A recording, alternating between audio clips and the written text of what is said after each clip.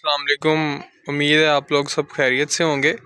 तो कुर्बानी बकरा की जो प्रिपरेशन है, कुर्बानी के लिए जो बकरे की तैयारी है इकोनॉमिकल वे में, आज गालिबन उसकी दूसरी वीडियो यानी पार्ट 2 है।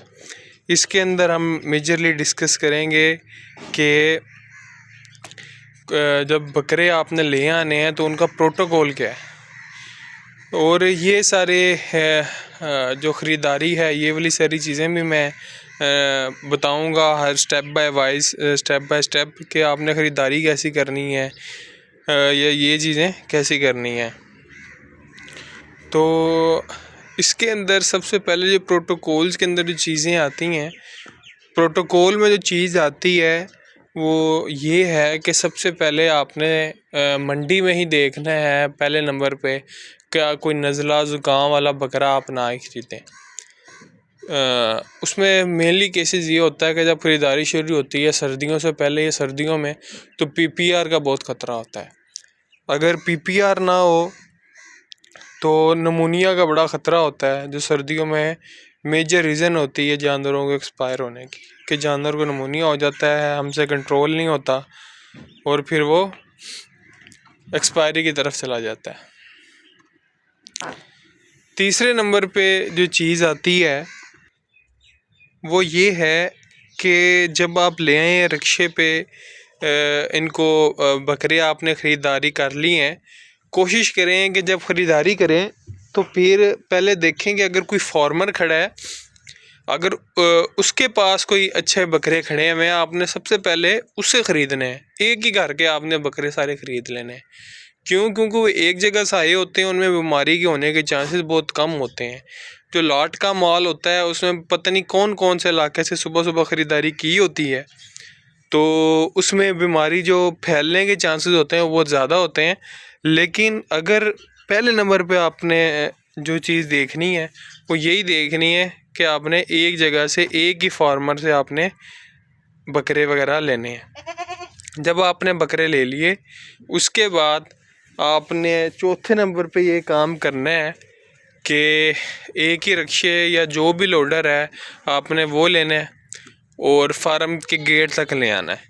फार्म के गेट तक आने पे आपने तब तक एक महलूल बना लेना है, उसमें सागवान पाउडर का मिक्स कर लें, स्प्रे या कोई भी ऐसा जो बीमारियों को रोके, आपने वो वाला महलूल शामिल कर लेना है।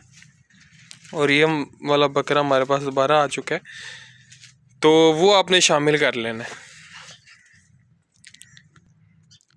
या कोई भी आपने स्प्रे ले लेना है जो आप फार्म पे करते होते हैं, वो आपने क्या करना है, आपने वक्ती तौर पे उधर कर लेना है या जानवरों को उधर ही कर लेना है, या आपने उस चीज़ का इंतज़ार करना है और रिक्शे के जो टायर वगैरह है उस पर करना है।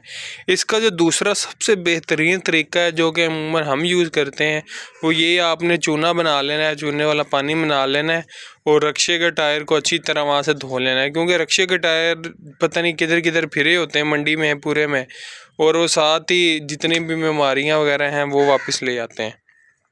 तो आपने इन बातों का भी ध्यान रखना है। बीमारी आपकी एक दफ़ा फार्म पे आ गई तो आपके जो घर खड़े जानवर हैं उनमें भी आएगी और सारी जगह में भी आएगी। आपने रिक्शे को सारा सिक्योर कर लिया कि कोई भी वायरस रिक्शे के टायरों के साथ ना आए या रिक्शे के साथ ना आए। आपने अपने भी हाथ धो लेने, क्योंकि मंडी के अंदर आपने पता नहीं किन किन जानवरों को हाथ लगाया होगा। अपने जानवरों के बाड़े में आने से पहले ख़ास तौर पे और मंडी में एंट्री के बाद और फार्म में एंट्री से पहले आपने अच्छी तरह अपने हाथ को धोना है, सैनिटाइज़ करना है आपने अपने आप को, और फिर आपने नेक्स्ट स्टेप की तरफ आना है। जब आपने बकरा फार्म में ले आए, आपने रिक्शे को भी के टायर वगैरह भी अच्छी तरह धो लिए, अपने हाथ भी अच्छे धो लिए। ड्राइवर या मुलाजिम से भी कहा कि वो अपने हाथ अच्छी तरह सैनिटाइज़ कर रहे हैं, अपने हाथ धो आए। तो आपने इन जितने भी बकरे वगैरह हैं, सारे जो हैं जानवर जो आपने ख़रीदारी की है, वो आपने एक जो सेल बनाया होगा आपने, कि आपने डायरेक्ट ही अपने बाड़े के अंदर नहीं छोड़ देने, आपने उनको लहदा छोड़ना है सबसे पहले, और उनको कम से कम हफ्ता 1 वीक तक आपने उनको अपने जो पुराने घर के जानवर हैं उनसे लहदा रखना है आपने। ताकि अगर उनमें कोई बीमारी आती है जो कि बज़ाहिर नज़र नहीं आ रही, वो 1 हफ़्ते के अंदर शो हो जाएगी और फिर आपने उसका इलाज कर लेना है। इसके अंदर आपने प्रोटोकॉल पहले सारे लगा लेने हैं। इसी वीक के अंदर 1-2 दिन रेस्ट करें, बकरों को रेस्ट करवाएं, वो थके होते हैं, न्यू जगह होती है, वो ख़ुद भी ज़रा ज़्यादा स्ट्रेस में आता है, उस चीज़ का ध्यान रखें। 2-3 दिनों बाद आपने सबसे पहले लगा देना आइवरमेक्टिन। आइवरमेक्टिन का इंजेक्शन लगाने से ये होगा, इनके साथ जो बैरूनी कीड़े, जो माइट्स होंगे, चीचड़ वगैरह, जुएँ, जो भी चीज़ें होंगी वो हट जाएंगी, ख़त्म हो जाएंगी और उससे तो एक दफ़ा जान छूट जाएगी। साथ ही ये इंटरनल डिवर्मिंग भी करता होता है, तो आपने 2 दिन ठहर के या 5 दिन ठहर के या 1 हफ़्ता ही ठहर के, जिस दिन आपने छोड़ना है उस दिन आपने डिवर्मिंग कर देनी है और 1-2 दिनों के बाद आपने इस चीज़ को लेके चलना है। चूने का इस्तेमाल आपने बहुत ज़्यादा करना है इन दिनों के अंदर, क्या आपने इनके नीचे भी चूना फेंकना है। जब जिस बाड़े में आपने जानवर रखे हुए हैं उधर चूना वैसे आदत बना लें कि हर 15 दिन बाद आपने चूना ज़रूर फेंकना है। कि यानी जो मेजर सफाई होती है, एक सफाई होती है छोटी सफाई की, आपने ऊपर ऊपर सफाई कर ली, एक होता है मेजर खुरच के आपने अपने फार्म साफ़ करना होता है, वो आपने हमेशा 15 दिन तक कर लेनी चाहिए। 15 दिन तक आपका फार्म बिल्कुल चमकता हुआ नज़र आना चाहिए, वो आपने कर लेना है। उसके बाद जानवरों की खुराक का आपने ध्यान रखना। जो न्यू आए हैं ये जानवर पता नहीं किस जगह से आते हैं, किन शहरों से आते हैं, किस माहौल से आते हैं। कोई घर का पला होता है, कोई रेवड़ का पला होता है, मोस्टली रेवड़ के ही होते हैं जानवर, तो आपने उनका ध्यान रखना है। आपने जो सब्ज़ चारा है आपके पास या खुश्क चारा है, वैसे तो खुश्क चारा रिकमेंडेड होता है क्योंकि सर्दियों का मौसम भी होता है। अगर आप सर्दियों में या सर्दियों से पहले ख़रीदारी करें तो खुश्क ही आप खिला सकते हैं। तो इनको आपने चारा का ध्यान रखना है। आपने बिल्कुल इनको नॉर्मल चारा देना शुरू करना है, थोड़ा थोड़ा, बेशक ग्रीन फोडर दें या ड्राई फोडर दें, जो मर्ज़ी आपने इनको जो खिलाना है ना, अब वो आपने ही खिलाना है, किसी और ने नहीं खिलाना। तो वो आपने इनको बिल्कुल थोड़ा थोड़ा फोडर देना शुरू करना है, बस इनका गुजारा हो जाए। आपने पहले दिन ही इनको पहलवान बनाने की ट्राई नहीं करनी कि पहले दिन ही मेरा दिन वेस्ट हो जाएगा, मैंने इनकी फुल इनकी खिदमतें करनी है कि कुर्बानी के लिए तैयार करना है। तो ये चीज़ आपने सोचनी नहीं है। कम से कम 1 महीना आपने इनको थोड़ा थोड़ा चारा देना शुरू करना है। आहिस्ता आहिस्ता जितने आपके बाकी दूसरे जानवरों की रूटीन है, आपने उस रूटीन में इनको शामिल कर लेना है। ये तकरीबन 25-30 दिन लग जाएंगे ये सारा प्रोटोकॉल फॉलो करते हुए। इसके अंदर क्या हुआ प्रोटोकॉल के अंदर कि जानवर सैनिटाइज होकर मंडी से आगे आपने इनको आइवरमेक्टिन लगा दिया, आपने इनकी डिवर्मिंग कर दी। सारा कुछ करने के बाद आपने इनको अपने जानवरों में शामिल कर दिया। जानवरों में आपने ज़ाहिरी बात है कुर्बानी के बकरे आपने अलहदा ही छोड़े होंगे, तो इनको आपने हल्का हल्का चारा देना शुरू कर दिया और साथ थोड़ा बहुत वंडा। अब थोड़ा बहुत वंडे से मुराद ये नहीं है कि आपने आधा किलो, कि आपके पास कोई 100 मन वंडा पड़ा हुआ है और आपने कहा कि मेरे लिहाज से तो 1 मन ने 1 दिन में खिलाना चाहिए अगर 10 बकरे हैं। तो भाईजान ये बिल्कुल ऐसा नहीं करना। आपने फ़ी बकरा 100 ग्राम, अब 100 ग्राम से मुराद है कि यानी अगर 10 बकरे हैं तो आपने रोज़ाना का 1 kg डालना है। आफ्टर दिस प्रोटोकॉल के महीने के बाद आपने 1 किलो 10 बकरों को रोज़ाना डालना शुरू करना है। सिर्फ 100 ग्राम वंडा आपने उनको डालना शुरू करना है और देखना है कि अगर ये वंडा डालने से जानवरों में कोई डिस्टर्बेंस तो नहीं आ रही, कि जानवर डायरिया का शिकार तो नहीं हो रहा या कोई और तो नहीं मसला आ रहा। अगर नहीं आ रहा तो आपने हर चौथे दिन या 5वें दिन आपने वंडा थोड़ा सा बढ़ा देना है 20 ग्राम के हिसाब से, या रोज़ाना आप 10 ग्राम बढ़ा लें या रोज़ाना 20 ग्राम बढ़ा लें। आपने इस तरह इस वंडे को लेके चलना है आधा किलो तक।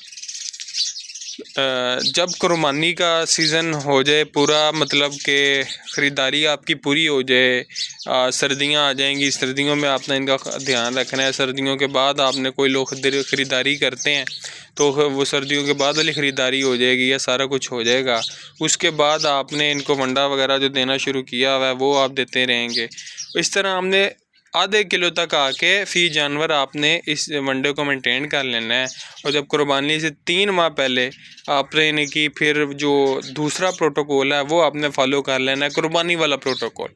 अब इस स्टेज तक आपके जानवर आपके फार्म पे एडजस्ट हो चुके होंगे, वनडे के आपके आदी हो चुके होंगे, और ख़ुराक के आपके आदी हो चुके होंगे, वो रूटीन की आपके आदी हो चुके होंगे, आपके आदी हो चुके होंगे, तो इस वो फुल आपको ग्रोथ देंगे इस प्रोसेस के अंदर।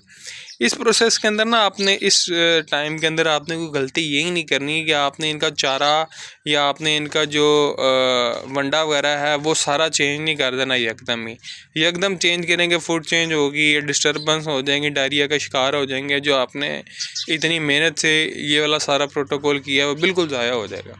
तो आपने ये ज़ाया नहीं होने देना, आपने इन बातों का ख्याल करना है। जब ये सारा प्रोटोकॉल फॉलो हो जाए उसके बाद आपने वंडा बढ़ाना है। और वंडा बढ़ाते कैसे हैं, ये बहुत बड़ा सवाल है कि वंडा बढ़ाते कैसे हैं, वंडा देना कैसे शुरू करना है, 5 दिनों में फुल वंडा शुरू कर देना है क्या? इन सवालात के जवाब इंशाल्लाह नेक्स्ट वीडियो में दूंगा। ये एक बेसिक सा प्रोटोकॉल है जो आप फॉलो कर सकते हैं जब आप कुर्बानी के लिए जानवर ले रहे हैं, या बेशक दूसरे बकरियां भी ले रहे हैं या बच्चे भी ले रहे हैं, तो आपने ये वाला बेसिक प्रोटोकॉल जो है ये लाजमी आपने फ़ॉलो करना है। इसके अंदर स्टेप्स मैं दोबारा वाज़िया करता हूँ कि आपने कुर्बानी के जानवर ले लिए, जो भी जानवर आपने मंडी से ले लिया, आपने उधर सैनिटाइज़ करने की कोशिश करनी है। सैनिटाइज से मुराद क्या है कि आपने एक ही जगह से लेने की ट्राई करनी है कि मैं एक ही जगह से ले लूँ।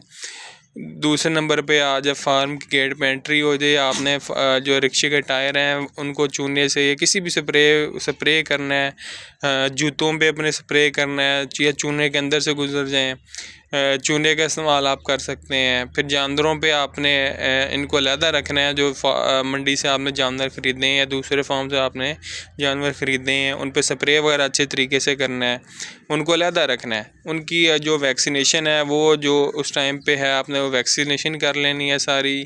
उसके बाद आपने इनको आइवरमेक्टिन और डीवर्मिंग वाला प्रोटोकॉल आपने फ़ॉलो करवाना है। जब वो फॉलो करवा लेंगे उसके बाद आपने इनको अपने फार्म वाले जानवरों के साथ ऐड कर लेना है। और आहिस्ता आहिस्ता इनको जो आप फोडर सर्व करते हैं ग्रीन या ड्राई, वो आपने इनको सर्व करना है। तो ये एक बेसिक प्रोटोकॉल है। कोई भी जानवर आप अपने फार्म पे लेकर आते हैं मंडी से या दूसरी जगह से, या न्यू जानवर जो मर्ज़ी हो आपको लेकर आते हैं, तो ये उसका बेसिक प्रोटोकॉल है, ये आपको फॉलो करना पड़ेगा। क्योंकि ये काम ही ऐसा है कि एक भी छोटे से जानवर आपने बच्चा भी ख़रीदा है, बेशक 1 माह का भी बच्चा ख़रीदा है और उसमें वायरस आया हुआ है, कोई वैक्सीन नहीं हुई, PPR है उसको, या कोई भी निमोनिया है या कुछ भी है, वो एक दफ़ा आपके फार्म में फैल गया तो उसको कंट्रोल करना बहुत मुश्किल है। तो उससे बेहतर है कि फार्म के अंदर कंट्रोल करने से बजाय फार्म के बाहर ही बाहर उसको कंट्रोल कर लिया जाए, तो वो बहुत ज़्यादा बेहतर चीज़ है। तो उम्मीद है ये आपको छोटी सी वीडियो, छोटी तो नहीं मैं कहूँगा, तकरीबन 12-13 मिनट की बन गई है, मैंने तो टाइम भी नहीं देखा। तो उम्मीद है आपको वीडियो पसंद आएगी। कोई भी क्वेश्चन हो आप बिला झिझक पूछ सकते हैं कि कौन सा वंडा या क्या चीज़ क्यों। लेकिन मैं तो एक सीरीज़ बना रहा हूँ अपने लिए भी और आप लोगों के लिए भी कि आप लोग फॉलो करें, क्योंकि आजकल बहुत ट्रेंडिंग पे है कि बकरी फार्मिंग कर लें, बकरा फार्मिंग कर लें और लाखों को मार लें या करोड़ों को मार लें। तो भाईजान लाखों करोड़ों ऐसे नहीं कमाए जाते, बहुत मेहनत होती है, इसके पीछे बहुत ज़्यादा स्ट्रगल होती है। तो ये व्लॉग टाइप या एक इंफॉर्मेटिव वीडियो टाइप वीडियो एक सीरीज़ मैंने शुरू की है।